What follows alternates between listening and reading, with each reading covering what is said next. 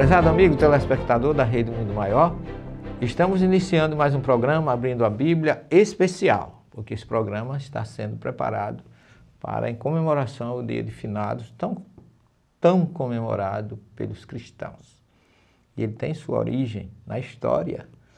Os pagãos, antes de ter qualquer religião, os politeístas, eles já tinham uma noção da existência de algo depois da vida física. Desde a Mesopotâmia, que na epopeia de Gilgamesh já se preocupava, Gilgamesh, o rei de Uruk, com a continuação da vida, que era uma necessidade que todo mundo tinha a ter, que ninguém gostaria de morrer. Morrer, o fim, é algo que não agrada a ninguém. Mesmo aqueles que não acreditam em nada do outro lado, gostariam e têm, no fundo, uma esperança de que haja alguma coisa além da vida física, senão não se justificaria tanto esforço da nossa parte aqui.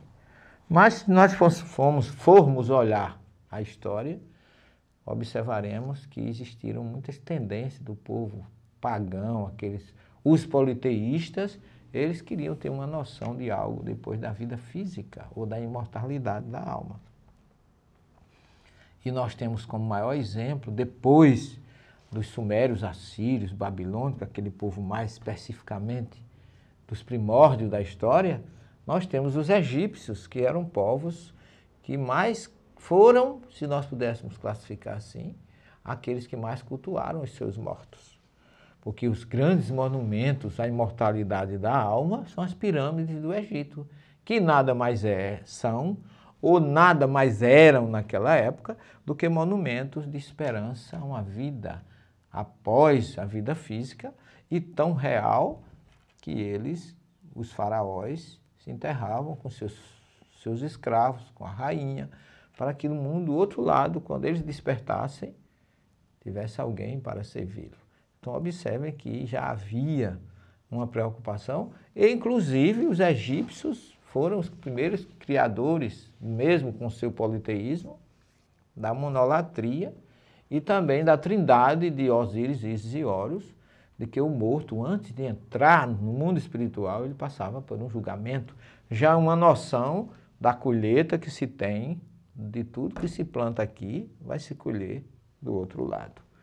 Então, nesse sentido, nós temos os egípcios como os maiores promotores da continuidade da vida, embora não se tenha noção nenhuma de uma festa em comemoração dos mortos, ou de um dia de oração pelos mortos, porque era uma forma primitiva de se lembrar ou de se reverenciar aquele que havia morrido.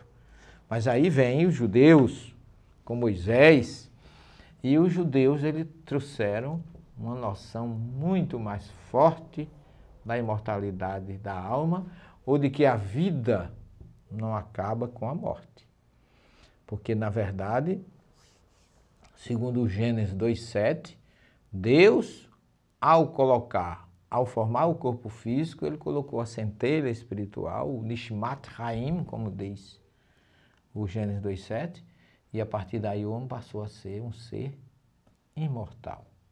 Acaba o corpo físico, porém a alma continua. Então, para o judaísmo não existe o dia dos mortos. Na verdade, eles não comemoram isso. Eles acreditam plenamente que nós somos criados para múltiplas existências, que há um juízo do outro lado, um julgamento, que eles chamam ressurreição no mundo espiritual, como fala Paulo, fruto da colheita que foi plantada aqui. Porque Paulo diz que semeado na corrupção, desperta no mundo espiritual incorruptível. E o Gênesis fala que tu és pó, em pó te hás de tornar. Mas se você for analisar a história dos romanos, por exemplo, eles favoreceram muito a ideia das catacumbas, porque o romano, eles acreditavam que o corpo e a alma eram enterrados juntos e que deveria haver uma festa para esse povo.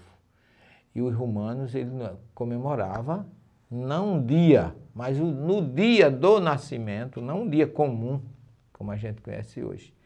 No dia do nascimento ou no dia da morte daquela pessoa, eles faziam verdadeiros banquetes nas suas tumbas, só que eles eram muito escrupulosos, eles enterravam, sempre faziam questão de enterrar os seus mortos fora das muralhas de Roma. Você chega hoje na grande Roma e você vai observar que dentro daqueles que consideram as muralhas de Roma não se enterrava ninguém.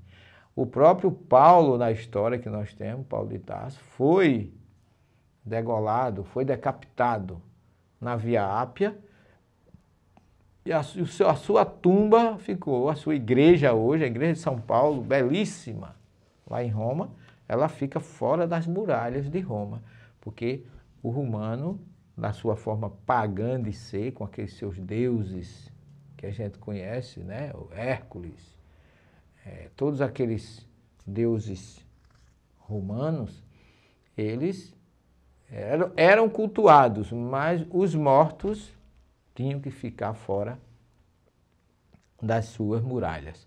E as catacumbas é um exemplo disso.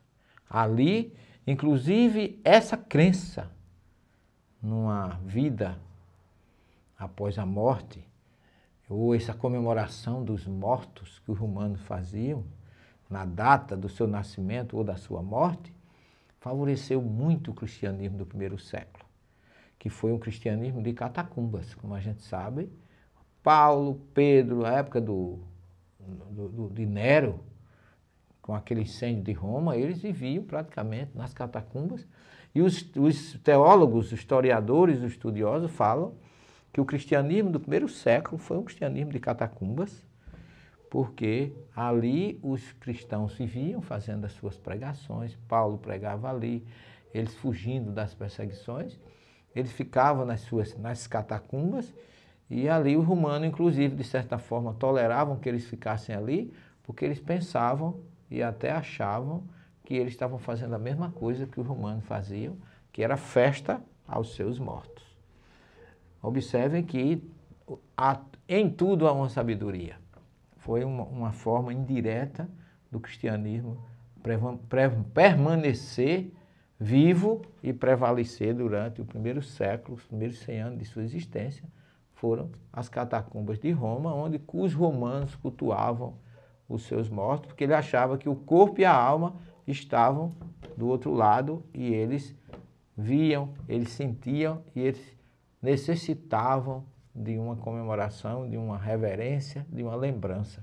E era isso foi isso que favoreceu o cristianismo do primeiro século. Mas não saia daí que nós vamos dar continuidade na segunda parte do nosso programa. Até já, um minuto só.